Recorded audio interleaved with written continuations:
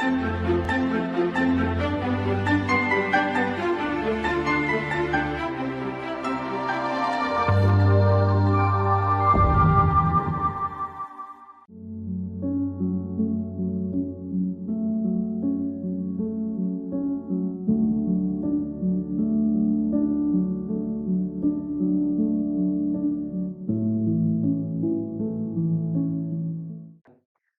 শিক্ষার্থী, আজ আমরা নতুন বিষয় নিয়ে আলোচনা করব। সেই বিষয়টি ইউনিট 3 কেতাবি বিষয় হিসাবে শিক্ষা। এর মধ্যে যে বিষয়বস্তু নিয়ে আমরা আলোচনা করব সেই বিষয়বস্তুর নাম হচ্ছে শিক্ষার ভিত্তি সমাজবিজ্ঞান, অর্থাৎ শিক্ষার সমাজতাত্ত্বিক ভিত্তি বা ফাউন্ডেশন অফ এডুকেশন সোশিওলজি।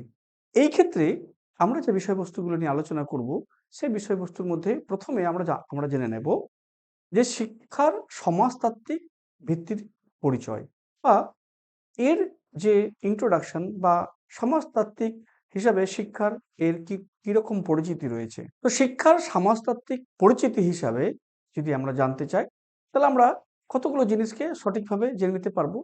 এই ক্ষেত্রে আমরা বলতে পারি যে শিক্ষার ভিত্তি হিসাবে সমাজতত্ত্ব বলতে বোঝায় যে কিভাবে শিক্ষা সামাজিক উপাদান দ্বারা গঠিত ও প্রভাবিত। এটি মূলত শিক্ষাকে একটি সামাজিক প্রতিষ্ঠান হিসেবে দেখে, যা সমাজের কাঠামোগত দিকগুলির প্রতিফলন ঘটায় এবং তা বজায় রাখতেও সাহায্য করে। এই কাঠামোগত দিকগুলির মধ্যে সামাজিক শ্রেণী, লিঙ্গ, জাতি ও সংস্কৃতির অন্তর্ভুক্ত রয়েছে, যা শিক্ষার সুযোগ ও শেখার পরিবেশকে প্রভাবিত করে। সমাজতাত্ত্বিক দৃষ্টিকোণ থেকে দেখা যায় যে শিক্ষা সমাজের মধ্যে সামাজিক শৃঙ্খলা বজায় রাখা বা পরিবর্তন আনার ক্ষেত্রে গুরুত্বপূর্ণ ভূমিকা পালন করে। এর পাশাপাশি আমরা যদি শিক্ষার সমাজতাত্ত্বিক ভিত্তি আবার জানতে চাই, তাহলে আমরা এটাও বলতে পারি যে তবে শিক্ষার সমাজতাত্ত্বিক ভিত্তি শিক্ষা ব্যবস্থায় একটি আন্তঃবিষয়ক দৃষ্টিভঙ্গি যোগ করেছে, যা শিক্ষাকে আরো বিস্তৃতভাবে ব্যাখ্যা করতে সাহায্য করে। এই পরিপ্রেক্ষিতে আমরা এটাও বলতে পারি যে মানুষ কেবলমাত্র সমাজে বাস করে না, বরং সে সমাজের মধ্যে বেড়ে ওঠে এবং বিভিন্ন সামাজিক প্রভাবের মাধ্যমে তার ব্যক্তিত্ব ও দক্ষতা গঠন করে। পাশাপাশিভাবে আমরা এটাও বলতে পারি যে বিভিন্ন সামাজিক উপাদান একজন ব্যক্তির বিকাশে অবদান রাখে এবং এই কারণেই সমাজ ও শিক্ষার সম্পর্ক গভীরভাবে পরস্পরের সাথে সম্পর্কিত। এরপরে যদি আমরা শিক্ষার সমাজতাত্ত্বিক প্রকৃতি হিসাবে আলোচনা করি বা এর যে নেচার যদি আমরা জানতে চাই বা নেচার অফ এডুকেশনাল সাইকোলজি যদি জানতে চাই, সেই ক্ষেত্রে আমরা বলতে পারি প্রথম প্রকৃতি হচ্ছে এর আন্তঃবিষয়ক ক্ষেত্র। এই ইন্টারডিসিপ্লিনারি ফিল্ডের ক্ষেত্রে আমরা জানতে পারি ইহা সমাজতত্ত্ব, শিক্ষা, মনোবিজ্ঞান এবং নৃতত্ত্বের ধারণাগুলো একত্রিত করে। ইহা শিক্ষাকে কেবল একটি আনুষ্ঠানিক ব্যবস্থা হিসাবে নয়, বরং একটি বিস্তৃত সামাজিক প্রতিক্রিয়া হিসাবেও বিশ্লেষণ করে। অন্য আরেক প্রকৃতি হিসাবে আমরা এটাকে বলতে পারি যে সমাজীকরণের উপর এর একটা গুরুত্ব রয়েছে। শিক্ষা কিভাবে সামাজিকরণের প্রক্রিয়ার অবদান রাখে বা শিক্ষা কিভাবে সমাজীকরণের যে বিভিন্ন রকমের প্রক্রিয়ায় কাজ করে, যেমন বিভিন্ন ধরনের নৈতিকতা, বিভিন্ন ধরনের মূল্যবোধ, বিশ্বাস এবং সাংস্কৃতিক চর্চা কিভাবে শিখবে তা এটাতে কিন্তু অধ্যয়ন করতে সাহায্য করবে। এর সাথে সাথে আমরা সমাজীকরণের ওপর যে গুরুত্ব তাতে আমরা যোগ করতে পারি যে আনুষ্ঠানিক বিভিন্ন স্কুল, এক্ষেত্রে আমরা কতগুলো জিনিস যোগ করতে পারি, যেমন আনুষ্ঠানিক এবং অনানুষ্ঠানিক শিক্ষার পরিবেশও বিশ্লেষণ করে। অর্থাৎ বিভিন্ন ধরনের যে বিদ্যালয় রয়েছে, বিভিন্ন ধরনের যে আমাদের পরিবার রয়েছে, আমাদের সহপাঠী রয়েছে, এই সমস্ত বিশেষ ব্যাপারগুলোও কিন্তু আমরা এখানে আলোচনা করতে পারি। অর্থাৎ কোনো একটা সোসাইটিতে বা কোনো একটা সমাজে মানুষকে কিভাবে সোশ্যালাইজ করা হবে, অর্থাৎ সোশ্যালাইজেশন করার জন্য আমাদের বিদ্যালয় দরকার, সোশ্যালাইজেশন করার জন্য আমাদের পরিবার দরকার, সোশ্যালাইজেশন করার জন্য আমাদের বিভিন্ন সহপাঠী গোষ্ঠী দরকার এবং এটা কিভাবে হয় সেটাও কিন্তু আমরা এখানে আলোচনা করতে পারি। অর্থাৎ এই নীতির মাধ্যমে আমরা কিন্তু এটা বুঝতে পারি। আরেকটি প্রকৃতি যেটা হয় সেটা আমরা বলতে পারি গতিশীল এবং বিবর্তনশীল। এই ক্ষেত্রে আমরা বলতে পারি যে ইহা গ্লোবালাইজেশন বা বিশ্বায়ন, প্রযুক্তিগত অগ্রগতি বা টেকনোলজিক্যাল অ্যাডভান্সমেন্ট এবং সাংস্কৃতিক পরিবর্তনের মতো সামাজিক পরিবর্তনের সাথে সাড়া দেয়। ইহার সমসাময়িক শিক্ষাগত ইস্যু যেমন অসমতা, বৈচিত্র্য এবং অন্তর্ভুক্তির মতো বিষয়গুলির সাথে মোকাবিলা করতে সাধারণভাবে বা ধারাবাহিকভাবে পরিবর্তিত হয়ে থাকে। এর আরেকটি প্রকৃতি আমরা বলতে পারি যে সামাজিক ন্যায় বিচার এবং সমতার উপর জোর দেওয়া। এই ক্ষেত্রে আমরা এটাকে বিশ্লেষণ এইভাবে করতে পারি যে শিক্ষা কিভাবে সামাজিক গতিশীলতাকে প্রচার বা বাধাগ্রস্ত করে, বা এই যে সামাজিক গতিশীলতাকে কিভাবে থামায়, তাও কিন্তু এখানে এটা বিশ্লেষণ করে। এর পাশাপাশি আমরা এই সামাজিক ন্যায় বিচার এবং সমতার উপর কিভাবে জোর দেয়, এই ক্ষেত্রে আমরা আরেকটা জিনিস যোগ করতে পারি, সেটা হচ্ছে লিঙ্গ, জাতি, শ্রেণী এবং শিক্ষার সুযোগের সাথে এর কিভাবে সম্পর্ক রয়েছে, সেটাও কিন্তু আমরা এখানে এর অনুসন্ধান করে নিতে পারি। এই যে শিক্ষার সমাজতাত্ত্বিক প্রকৃতি, তার আরেকটা দিক হচ্ছে শিক্ষাগত প্রতিষ্ঠান এবং নীতিমালার অধ্যয়ন। এক্ষেত্রে আমরা বলতে পারি যে ইহা শিক্ষা ব্যবস্থার গঠন এবং কার্যকারিতাকে বিশ্লেষণ করে। পাশাপাশিভাবে ইহা সমাজতাত্ত্বিক বা ইহা সমাজতাত্ত্বিক যে বিভিন্ন দৃষ্টিকোণ আছে, সেই দৃষ্টিকোণ থেকে শিক্ষাগত নীতি, পাঠ্যক্রম এবং শিক্ষণ পদ্ধতির কিভাবে মূল্যায়ন করবে, সেটাও আমরা জানতে পারি। যেমন ধরুন, একটা মেডিকেল কলেজ বা একটা ইঞ্জিনিয়ারিং কলেজ বা একটা ম্যানেজমেন্ট কলেজ, এই কলেজের কি ধরনের নীতি হবে, এর কি ধরনের অধ্যয়ন হবে, এখানে অধ্যয়নের ক্ষেত্রে কিরকম পাঠ্যক্রম হবে, সমস্ত জিনিস কিন্তু এখানে আলোচনা করার একটা সুযোগ সুবিধা থাকবে। এরপরে আমরা আরেকটা বিশেষ দিক হিসাবে আলোচনা করতে পারি, সেটা হচ্ছে সমালোচনামূলক দৃষ্টিভঙ্গি। এটাও কিন্তু এটার আরেকটা প্রকৃতি। এই ক্ষেত্রে আমরা কি জানতে পারি যে শিক্ষা কিভাবে সামাজিক শ্রেণীবিন্যাস বজায় রাখতে বা বিভিন্ন ধরনের চ্যালেঞ্জ করতে ভূমিকা রাখে, তা নিয়ে সমালোচনামূলক চিন্তা ভাবনাকে আমরা উৎসাহিত করতে পারি।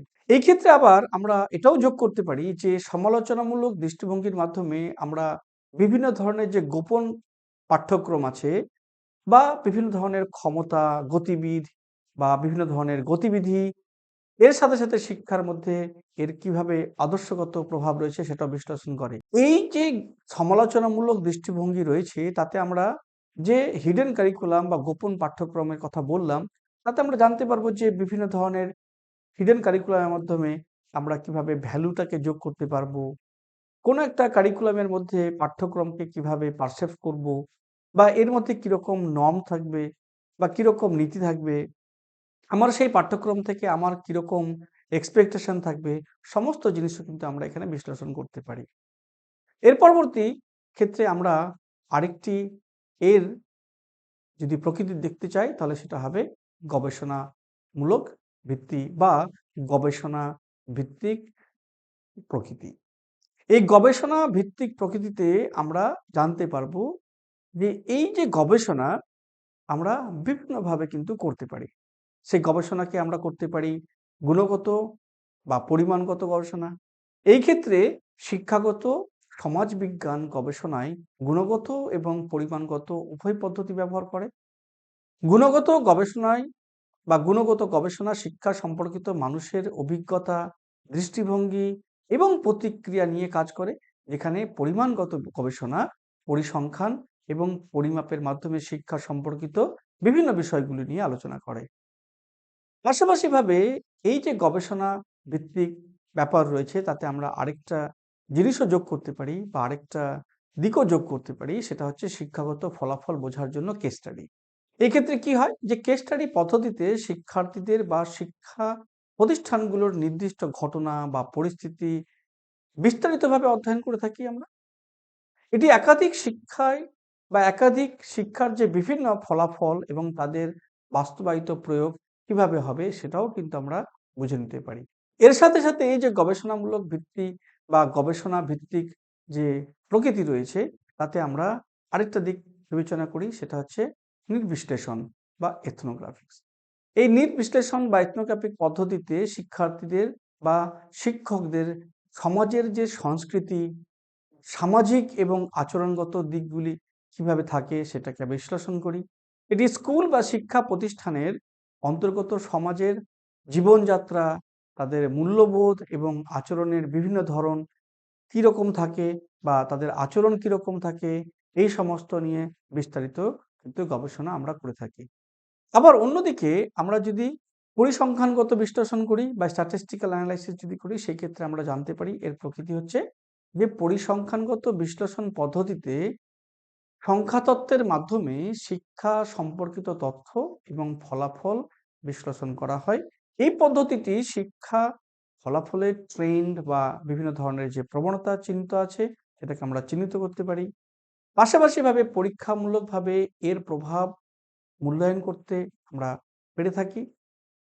সুতরাং আমরা বলতে পারি যে এইভাবেই শিক্ষাগত সমাজবিজ্ঞান বিভিন্ন গবেষণা পদ্ধতির মাধ্যমে শিক্ষা ও সমাজের সম্পর্ক বোঝার চেষ্টা করে, যা শিক্ষার প্রক্রিয়া এবং ফলাফল উন্নত করতে ভীষণভাবে সহায়ক।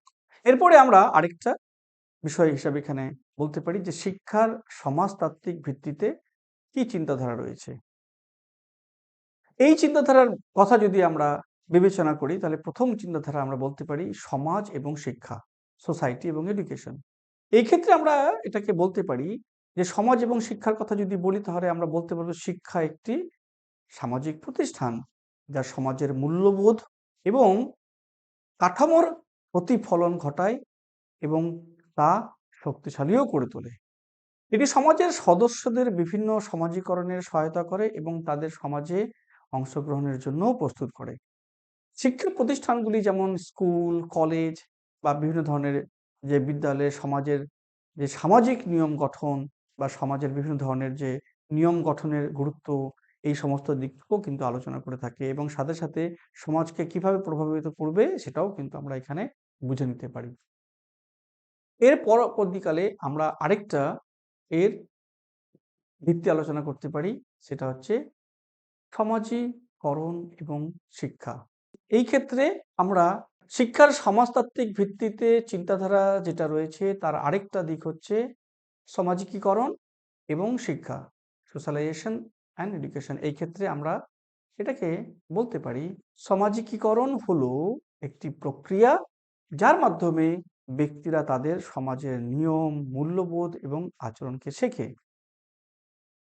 বিদ্যালয় শিশুদের সমাজীকরণের গুরুত্বপূর্ণ ভূমিকা পালন করে।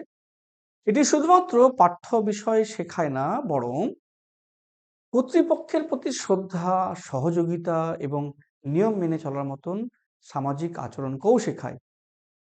শিক্ষা আনুষ্ঠানিক এবং অ-আনুষ্ঠানিক উভয় ধরনের বিষয়ের মাধ্যমে সামাজিক বিকাশে প্রভাব ফেলে। এরপরে আমরা আরেকটা ভিত্তিক চিন্তাধারা যদি দেখি, তাহলে শিক্ষার সমাজভিত্তিক চিন্তাধারার মধ্যে আরেকটি চিন্তাধারা হচ্ছে সামাজিক স্তরবিন্যাস এবং শিক্ষা।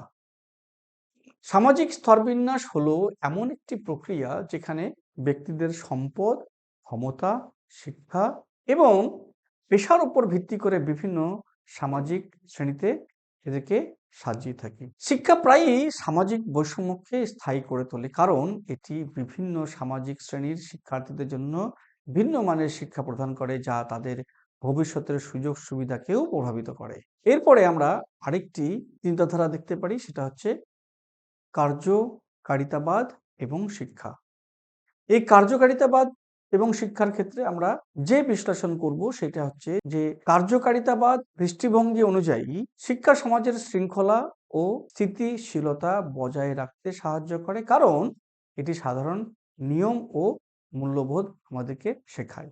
এই ক্ষেত্রে আমরা বলতে পারি যে এমিল জার্কিন বা এমিল ডুরখাইমের মতে, যিনি কার্যকারিতাবাদের অন্যতম প্রতিষ্ঠাতা, উনি বলেছেন যে শিক্ষা মানুষকে একসাথে কাজ করতে শেখায়, যা সামাজিক সংহতি গড়ে তুলতে হেল্প করে। যাই হোক, শিক্ষা সামাজিক নিয়ন্ত্রণে একটা গুরুত্বপূর্ণ ভূমিকা পালন করে, কারণ এটি মানুষের আচরণ নিয়ন্ত্রণ এবং সমাজে ঐক্য তৈরি করতে ভীষণভাবে সাহায্য করে।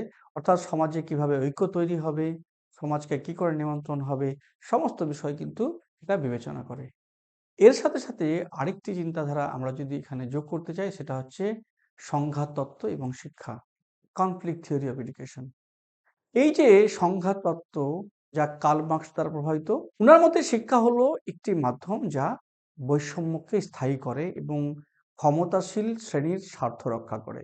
অদ্ভুতভাবে উনি বলেছেন যে এই তত্ত্ব অনুযায়ী শিক্ষা সমাজের শাসক শ্রেণীর আধিপত্যকে প্রতিফলিত করে এবং তা আরো শক্তিশালী করে, কারণ এটি সামাজিক শ্রেণী বিভাজনের জন্য বা এটি সামাজিক শ্রেণী বিভাজনকে ধরে রাখে এবং অসম সুযোগ সুবিধা প্রদান করে। পাশাপাশিভাবে স্যামুয়েল বোলস এবং হারবার্ট গিলসের মতে ওনারা বলেছেন যে বিদ্যালয় শিক্ষার্থীদের ভবিষ্যতের সামাজিক অবস্থান মেনে নিতে প্রস্তুত করে, যা সাধারণত তাদের জন্মগত শ্রেণীর সাথে মিল রাখে। যাই হোক, এই যে বিভিন্ন শিক্ষার সমাজতাত্ত্বিক ভিত্তিতে চিন্তাধারা রয়েছে, তার আরেকটি চিন্তাধারা হচ্ছে প্রতীকী আন্তঃক্রিয়া তত্ত্ব এবং শিক্ষা। এই ক্ষেত্রে আমরা এটাকে এইভাবে বলতে পারি যে প্রতীকী পারস্পরিক ক্রিয়া তত্ত্ব বা প্রতীকী আন্তঃক্রিয়া তত্ত্ব শিক্ষাক্ষেত্রে প্রতিদিনের পারস্পরিক সম্পর্ক এবং প্রতীকের ভূমিকাকে গুরুত্ব দেয়, যা শিক্ষাগত অভিজ্ঞতাকে গড়ে তোলে। এর সাথে সাথে আমরা এটাও বলতে পারি এই দৃঢ় বা এই যে তত্ত্ব দৃঢ়ভাবে ব্যাখ্যা করে যে শিক্ষা একটি প্রক্রিয়া যেখানে শিক্ষক এবং শিক্ষার্থীরা একে অপরের সাথে যোগাযোগ এর মাধ্যমে বিভিন্ন ধরনের ধারণা, বিভিন্ন ধরনের মনোভাব এবং আত্মপরিচয় গড়ে তোলে। পাশাপাশিভাবে হার্ডওয়ার্ড বেকারের মতে প্রস্তাবিত লেবেলিং তত্ত্বে উনি বলেছেন যে শিক্ষার্থীদের আচরণ এবং শিক্ষাগত পারফরমেন্সের উপর ভিত্তি করে তাদের শ্রেণীবদ্ধ করা হয়, যা তাদের শিক্ষা জীবনের ফলাফলে বিভিন্নভাবে প্রভাব ফেলে। এর পাশাপাশিভাবে আরেকটি চিন্তাধারা আমরা এখানে দেখে নিতে পারি, সেটা হচ্ছে লিঙ্গ এবং শিক্ষা, জেন্ডার অ্যান্ড এডুকেশন।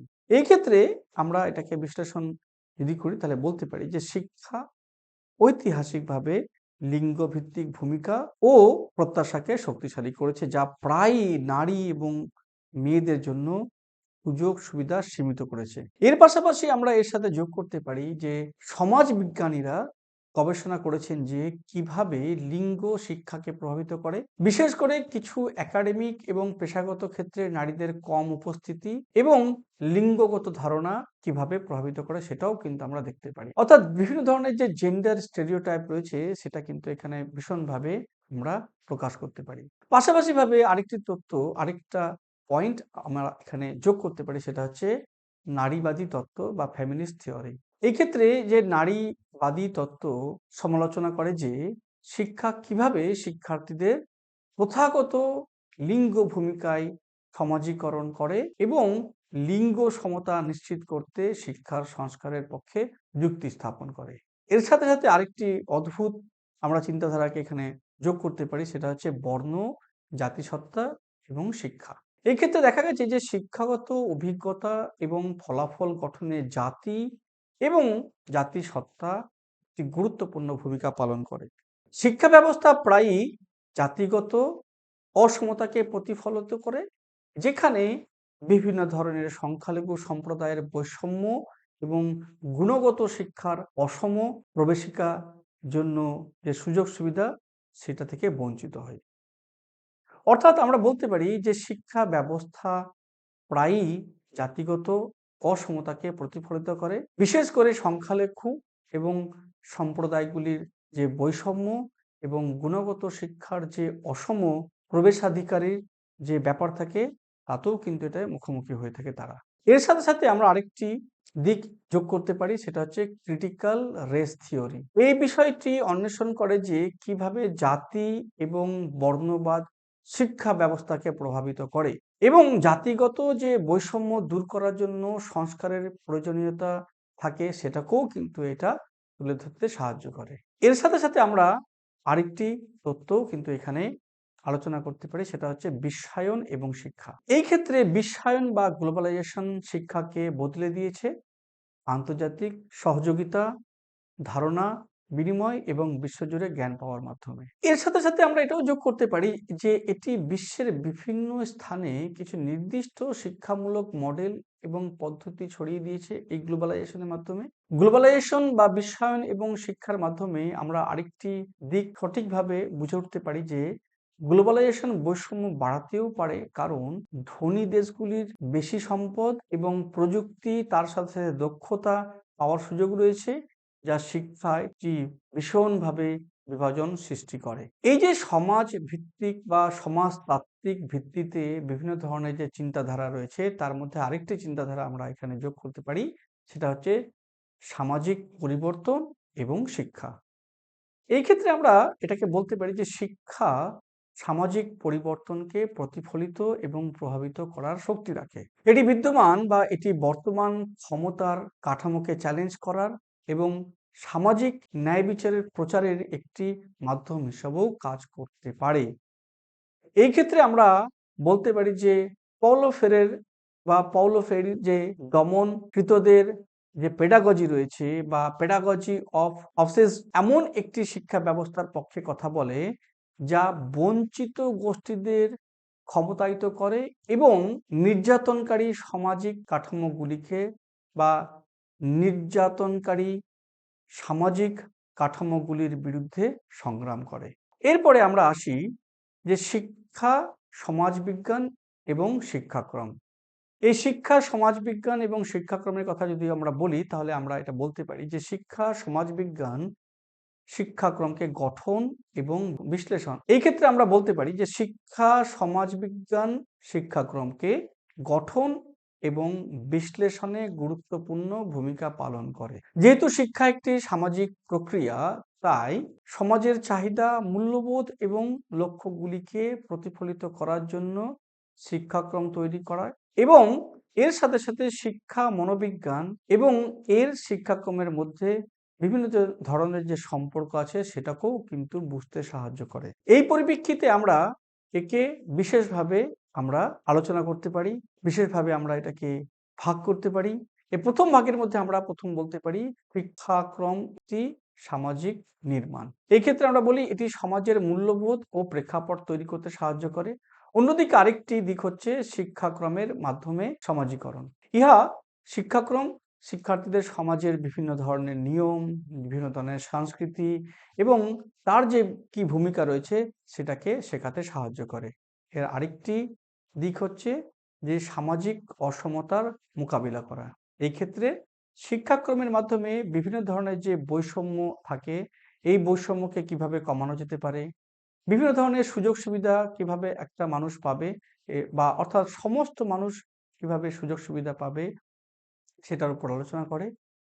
এর সাথে সাথে আমরা আরেকটা দিক এখানে যোগ করতে পারি, সেটা হচ্ছে শিক্ষাক্রম এবং সামাজিক পরিবর্তন। এই ক্ষেত্রে দেখতে পারি আমরা যে শিক্ষাক্রম সমাজের পরিবর্তনকে প্রভাবিত করতে পারে এবং নতুন চিন্তা ভাবনাকেও উৎসাহিত করতে পারে। আরেকটা দিক আমরা এখানে বিবেচনা করতে পারি, সেটা হচ্ছে শিক্ষাক্রম উন্নয়নে শিক্ষানীতির ভূমিকা। এই ক্ষেত্রে কি হয় যে সরকারি নীতি ও পরিকল্পনা শিক্ষাক্রমের লক্ষ্য, এর যে বিষয়বস্তুকে বিভিন্নভাবে নির্ধারণ করতে সাহায্য করে। যেমন আমরা আমাদের পশ্চিমবঙ্গে কিছু প্রকল্প রয়েছে, কন্যাশ্রী, আবার কেন্দ্রীয় সরকারের কিছু প্রকল্প রয়েছে যেমন সিঙ্গেল গার্ল চাইল্ড, এইগুলোর সম্বন্ধেও কিন্তু আমরা এখানে বিশেষভাবে জানতে পারি।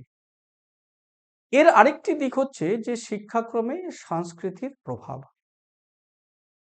এক্ষেত্রে স্থানীয় ও বৈশ্বিক সংস্কৃতি শিক্ষাক্রমের বিষয়বস্তু এবং শিক্ষাদান পদ্ধতিকে প্রভাবিত করে।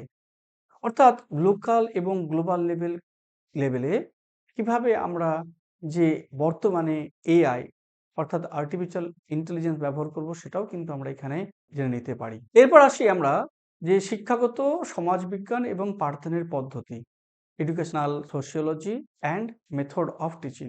এই ক্ষেত্রে আমরা যখন শিক্ষাগত সমাজবিজ্ঞান এবং পাঠদানের পদ্ধতির কথা বলবো, তো এই ক্ষেত্রে আমরা বলতে পারি যে শিক্ষাগত সমাজবিজ্ঞান শিক্ষাদানের পদ্ধতিতে গুরুত্বপূর্ণ প্রভাব ফেলে, কারণ এটি জানায় যে সামাজিক উপাদানগুলি কিভাবে শিক্ষাকে প্রভাবিত করে বা করতে পারে। এটি সচরাচর জোর দেয় যে শিক্ষা শুধু জ্ঞান স্থানান্তর করার বিষয় নয়, বরং শিক্ষার্থীদের সামাজিক দক্ষতা, তাদের মূল্যবোধ এবং মনোভাব গড়ে তোলারও একটা প্রক্রিয়া। সমাজ এবং শিক্ষার সম্পর্ক বুঝে শিক্ষকরা কেমন পাঠদান পদ্ধতি গ্রহণ করতে পারেন যা আরো কার্যকর এবং অন্তর্ভুক্তমূলক এবং সামাজিকভাবে এটা প্রাসঙ্গিক হয়ে উঠবে। সুতরাং এই ক্ষেত্রে আমরা বলতে পারি যে শিক্ষাগত সমাজবিজ্ঞান শিক্ষা প্রদানের পদ্ধতিকে শিক্ষকদের, শিক্ষার্থীদের এবং বৃহত্তর সম্প্রদায়ের মধ্যে একটি সামাজিক পারস্পরিক ক্রিয়া হিসাবে দেখে।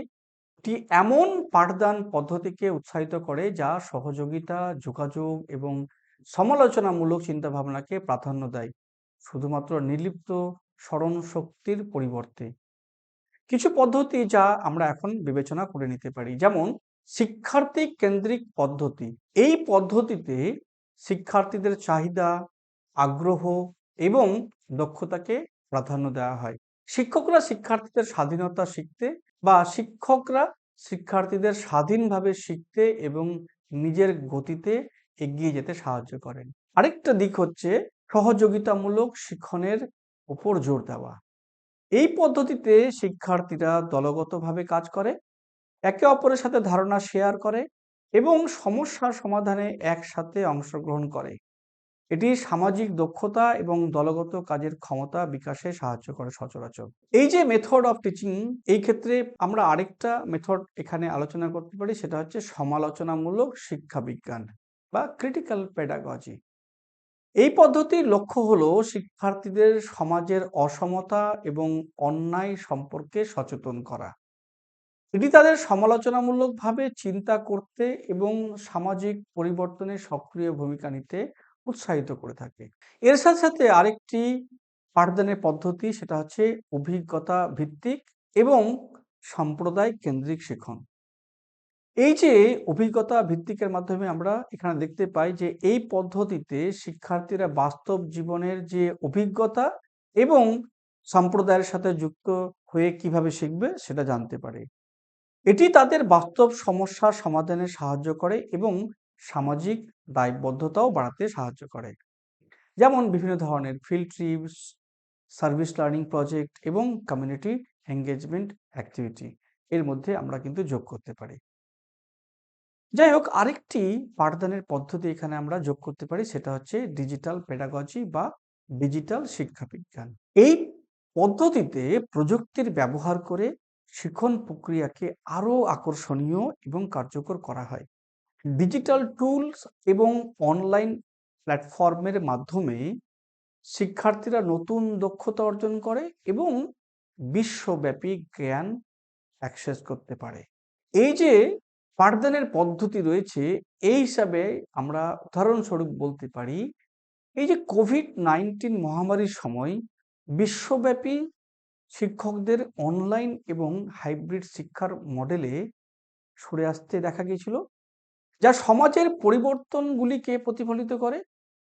মহামারীর কারণে শিক্ষা ব্যবস্থা একেবারে নতুনভাবে রূপান্তরিত হয়েছিল এবং শিক্ষকদের শারীরিক শ্রেণীকক্ষে উপস্থিতির পরিবর্তে ডিজিটাল প্ল্যাটফর্ম ব্যবহার করে শিক্ষাদান তখন করতে হয়েছিল।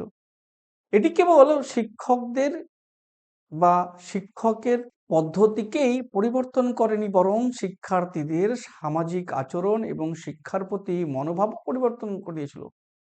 শিক্ষার এই নতুন ধারা সমাজের বৃহত্তর পরিবর্তন এবং প্রযুক্তির যে গ্রহণযোগ্যতার সাথে সঙ্গতি রেখে গড়ে উঠেছিল।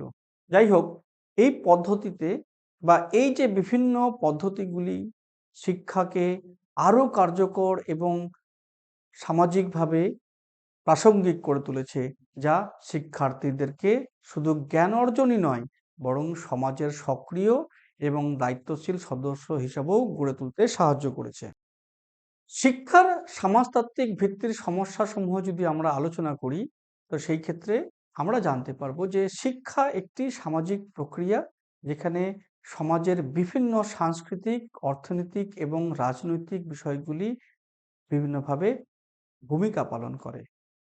শিক্ষার সমাজবিজ্ঞান বিষয়টি বুঝতে গেলে কিছু গুরুত্বপূর্ণ সমস্যা কথাও কিন্তু আমাদের জানতে হবে। এই সমস্যাগুলির মধ্যে হলো শিক্ষার গঠন, উদ্দেশ্য এবং প্রভাবের সঙ্গে কিভাবে এর সম্পর্ক। কিছু মূল সমস্যার মধ্যে অন্যতম হলো সামাজিক বৈষম্য। এই সমাজের যে বিভিন্ন স্তরের মধ্যে শিক্ষা প্রদানের বৈষম্য একটি বড় সমস্যা। শহর ও গ্রাম, ধনী দরিদ্র, পুরুষ ও নারী, এই সব ক্ষেত্রে শিক্ষা গ্রহণের সুযোগ এবং মানে পার্থক্য দেখা যায়। এর ফলে শিক্ষার সমান সুযোগের উপর প্রভাব পড়ে এবং সামাজিক ন্যায়ের প্রশ্ন গড়ে ওঠে। এর সাথে সাথে আমরা আরো কিছু বিষয় আলোচনা করতে পারি, যেমন এই যে সমস্যাগুলির মধ্যে আরেকটা সমস্যা হলো শিক্ষা ও সামাজিক মান। সমাজে প্রচলিত সাংস্কৃতিক মূল্যবোধ এবং নীতি শিক্ষার উপর প্রভাব ফেলতে পারে। শিক্ষা ব্যবস্থায় যে ধরনের শিক্ষা প্রদান করা হয় তা সমাজের আদর্শ এবং মূল্যবোধের প্রতিফলন। কখনো কখনো সমাজের পক্ষ থেকে চাপ সৃষ্টি হতে পারে, যা শিক্ষার স্বাধীনতা এবং গুণগত মানকেও হুমকির মুখে ফেলতে পারে। অন্যদিকে আরেকটা দিক আমরা বিবেচনা করতে পারি, সেটা হচ্ছে শিক্ষা ও অর্থনৈতিক অসমতা। এক্ষেত্রে আমরা বলতে পারি যে অর্থনৈতিক পার্থক্য শিক্ষা ব্যবস্থার প্রভাব ফেলতে পারে। ধনী পরিবারের শিক্ষার্থীরা উন্নত ধরনের শিক্ষা সুবিধা পেতে পারে, যা তাদের ভবিষ্যৎকে আরো বেশি উজ্জ্বল করবে। কিন্তু গরিব পরিবারের শিক্ষার্থীরা প্রাথমিক শিক্ষা থেকে শুরু করে উচ্চ শিক্ষা পর্যন্ত অনেক বাধার সম্মুখীন হতে পারে, যেমন অর্থনৈতিক সঙ্গতি এবং উপকরণের অভাব ইত্যাদি। এবং আরেকটা এর সমস্যা হচ্ছে যে বিশ্বায়নের শিক্ষা। এই বিশ্বায়ন শিক্ষা ব্যবস্থার উপর বিশাল প্রভাব ফেলেছে। প্রযুক্তির উন্নয়ন এবং প্রযুক্তির উন্নতি আন্তর্জাতিক যোগাযোগের মাধ্যমে শিক্ষার ধরন ও পদ্ধতিতে বিভিন্ন ধরনের পরিবর্তন এসেছে। কিন্তু এর ফলে যে শিক্ষার বৈচিত্র্য কমে যেতে পারে এবং একক ধরনের শিক্ষার মানদণ্ডও চাপিয়ে দেওয়া যেতে পারে, এটাও কিন্তু এক ধরনের বড় সমস্যা। যাই হোক, আরেকটি আমরা এর দিক বিবেচনা করতে পারি, সেটা হচ্ছে শিক্ষার রাজনীতিকরণ। শিক্ষার বিভিন্ন দিক রাজনীতির সাথে সম্পর্কিত হতে পারে। সরকারের নীতি, শিক্ষা ব্যবস্থার সংস্কার এবং পাঠ্যক্রমের পরিবর্তনে শিক্ষার উপর রাজনৈতিক প্রভাব ফেলতে পারে। কখনো কখনো একটি বিশেষ রাজনৈতিক দল বা গোষ্ঠী তাদের আদর্শ শিক্ষা ব্যবস্থায় বাস্তবায়ন করতে চায়, যা শিক্ষার স্বাধীনতা এবং বৈচিত্র্যকে বিভিন্নভাবে সংকুচিত করতে পারে। এবার আমরা আরো সমস্যাগুলো আলোচনা করতে পারি, সেটা হচ্ছে শিক্ষা ও সামাজিক পরিবর্তন। এই শিক্ষা এবং সামাজিক পরিবর্তনের ক্ষেত্রে আমরা বলতে পারি যে শিক্ষা সমাজের বিভিন্ন পরিবর্তনে ভূমিকা পালন করে। নতুন চিন্তা, মতামত এবং প্রযুক্তির আগমন সমাজের শিক্ষা ব্যবস্থা এবং প্রক্রিয়াকে পরিবর্তন করে। কিন্তু এই পরিবর্তনে বা এই ধরনের পরিবর্তনগুলি শিক্ষার মানের উপরও নানাভাবে প্রভাব ফেলতে পারে। যাই হোক, এর আরেকটা সমস্যা, সেটা হচ্ছে শিক্ষা এবং সাংস্কৃতিক সংরক্ষণ। এই শিক্ষা এবং সাংস্কৃতিক সংরক্ষণের কথা যদি বলতে হয়, তাহলে আমরা বলতে পারি যে শিক্ষা কখনোই বা কখনো এই শিক্ষা কখনো কখনো সমাজের সাংস্কৃতিক ঐতিহ্য ও মূল্যবোধকে রক্ষা করতে সাহায্য করে। তবে বিশ্বায়নের ফলে এক ধরনের সাংস্কৃতিক হুমকি তৈরি হচ্ছে, যেখানে স্থানীয় সাংস্কৃতিক স্থান পরিবর্তন হয়ে গিয়ে বিশ্বব্যাপী প্রচলিত সাংস্কৃতিক ধারা গ্রহণ করা যেতে পারে। শিক্ষা এবং সাংস্কৃতিক সংরক্ষণ। শিক্ষা কখনো কখনো সমাজের সাংস্কৃতিক ঐতিহ্য ও মূল্যবোধকে রক্ষা করতে সাহায্য করে। তবে বিশ্বায়নের ফলে এক ধরনের সাংস্কৃতিক হুমকি সৃষ্টি হতে পারে, যেখানে স্থানীয় সাংস্কৃতিক স্থান পরিবর্তন হয়ে গিয়ে বিশ্বব্যাপী প্রচলিত সাংস্কৃতিক ধারা গ্রহণ করা হতে পারে। এই সমস্যাগুলি শিক্ষায় সমাজবিজ্ঞানের ভিত্তিতে বিবেচনা করা প্রয়োজন, কারণ সমাজের বিভিন্ন পরিবর্তন এবং চ্যালেঞ্জ শিক্ষার প্রক্রিয়া এবং কার্যকারিতা থেকে প্রভাবিত করে। সবশেষে আমরা এটা বলতে পারি যে শিক্ষার যে সমাজতাত্ত্বিক ভিত্তি বিভিন্নভাবে বিশ্লেষণ করে, যা কিভাবে সামাজিক গঠন ও সম্পর্ক এবং তাদের বৈষম্য এবং শিক্ষা ব্যবস্থাকে প্রভাবিত করে, এর মাধ্যমে আমরা জানতে পারি। এই যে বিভিন্ন তথ্য আছে, এই তথ্যের মাধ্যমে বা এই সোশিওলজির মাধ্যমে এই বোঝাপড়া শিক্ষাবিদ এবং নীতি নির্ধারকদের একটি আরো ন্যায়সঙ্গত ও অন্তর্ভুক্তিমূলক শিক্ষা ব্যবস্থা গড়ে তুলতে সাহায্য করে। পাশাপাশিভাবে আমরা এটাও বলতে পারি যে শিক্ষাগত সমাজবিজ্ঞান পাঠ্যক্রম ডিজাইন করতে বিভিন্নভাবে সাহায্য করে, যা শিক্ষার্থীদের একাডেমিক সাফল্য এবং সমাজে সক্রিয় অংশগ্রহণের জন্য প্রস্তুত করে। এর কার্যকলাপ যদি দেখতে চাই, তাহলে আমরা বলতে পারি যে শিক্ষা বৈষম্য সৃষ্টি হওয়ার প্রধান সামাজিক কারণ কি কি হতে পারে, সেটা আমরা এখানে জানতে পারি। কিভাবে শিক্ষাগত মনোবিজ্ঞান একটি অন্তর্ভুক্তিমূলক পাঠ্যক্রমে তৈরি করতে সাহায্য করে, সেটাও আমরা কিন্তু এখানে জানতে পারি। শিক্ষা ব্যবস্থার পরিবর্তনে নীতি নির্ধারকদের ভূমিকা কি হওয়া উচিত, সেটাও আমরা এর কার্যকারিতার মধ্যে জানতে পারি। স্কুল কিভাবে একটি সামাজিক প্রতিষ্ঠান হিসাবে সমাজের রীতি এবং মূল্যবোধকে প্রতিফলন করে, এটাও কিন্তু আমরা জানতে পারি। যাই হোক, এই পরিপ্রেক্ষিতে আমরা যে সমস্ত জিনিসগুলোকে আমরা আলোচনা করি, সেই ক্ষেত্রে আমরা বলতে পারি যে শিক্ষার সমাজতাত্ত্বিক ভিত্তি শিক্ষা ও সমাজের মধ্যে গতিশীল সম্পর্ককে বিশ্লেষণ করে, যেখানে সামাজিক গঠন, সম্পর্ক এবং বৈষম্য কিভাবে শিক্ষা ব্যবস্থাকে প্রভাবিত করে তা তুলে ধরা হয়। সুতরাং সামগ্রিকভাবে যদি আমি এই বিষয়কে যদি বলতে চাই, তাহলে বলতে পারি এটি শিক্ষাকে একটি সামাজিক প্রতিষ্ঠান হিসেবে বিবেচনা করে, যা সমাজের শ্রেণী, লিঙ্গ, জাতি এবং সাংস্কৃতিক দ্বারা গঠিত নিয়ম, মূল্যবোধ এবং শ্রেণী বিভাজনের প্রতিফলিত ও পুনরায় নিশ্চিত করে। শিক্ষাগত মনোবিজ্ঞান, সমাজায়ন, সামাজিক স্তরবিন্যাস এবং শিক্ষা কিভাবে সামাজিক ন্যায় বিচার ও সমতার প্রচার এবং সমতার প্রচারে ভূমিকা রাখে, সে বিষয়গুলির ওপর আলোকপাত এটা করে থাকে। ফাংশনালিজম, কনফ্লিক্ট থিওরি এবং সিম্বলিস্টিক ইন্টারঅ্যাকশনের মাধ্যমে বিভিন্ন তত্ত্বগুলো আমরা এখানে আলোচনা করে নিতে পারলাম এবং পাশাপাশিভাবে আমরা এটাও বুঝতে পারলাম যে এগুলো ছাড়াও এটি পাঠ্যক্রমের নকশা এবং শিক্ষণ পদ্ধতিতে বিশ্বায়ন, প্রযুক্তি এবং সাংস্কৃতিক বৈচিত্র্যের বিভিন্নভাবে প্রভাবকে গুরুত্ব দেয়। এই সোশ্যালাইজেশনের মাধ্যমে বা এই তথ্যের মাধ্যমে আমরা এটাও জানতে পারছি যে শিক্ষার্থী কেন্দ্রিক পদ্ধতি, সমালোচনামূলক শিক্ষাবিদ্যা এবং অন্তর্ভুক্তিমূলক পাঠ্যক্রমের মাধ্যমে শিক্ষাগত সমাজবিজ্ঞানের যে বিভিন্ন রকম সমতা এবং সমালোচনামূলক চিন্তাভাবনা এবং পাশাপাশিভাবে সমাজে সক্রিয় অংশগ্রহণকে উৎসাহিত করে, যা বৈষম্য, শিক্ষা সংস্কার এবং প্রযুক্তিগত প্রভাবের মতো সমসাময়িক চ্যালেঞ্জগুলোকে সমাধান করতে সাহায্য করে। সুতরাং এই সমস্ত তথ্য থেকে আমরা জানতে পারলাম যে এই যে শিক্ষার সমাজতাত্ত্বিক ভিত্তি বা এই যে শিক্ষার যে সমাজবিজ্ঞান রয়েছে, এই সমাজবিজ্ঞানের মাধ্যমে আমরা এতটুকু নিশ্চিত করতে পারি যে সমাজে যদি সঠিকভাবে সকলকে যদি শিক্ষা দেওয়া যায়, তাহলে আমরা সঠিক সমাজ গড়ে তুলতে পারবো। এই সঠিক সমাজ গড়ে তোলার জন্য শুধু শিক্ষক নয়, সমাজের সমস্ত মানুষকে এগিয়ে আসতে হবে এবং সমস্ত মানুষ যদি এগিয়ে এসে সেই সমস্ত ব্যবস্থাগুলোকে যদি সঠিকভাবে বুঝে নিতে পারে, তাহলেই কিন্তু আমরা সঠিক সমাজ গড়ে তুলতে পারবো এবং এই সঠিক সমাজ যদি গড়ে তুলতে পারি, তাহলে আমরা সঠিকভাবে আমরা একটা নেশনও তৈরি করতে পারবো। ধন্যবাদ।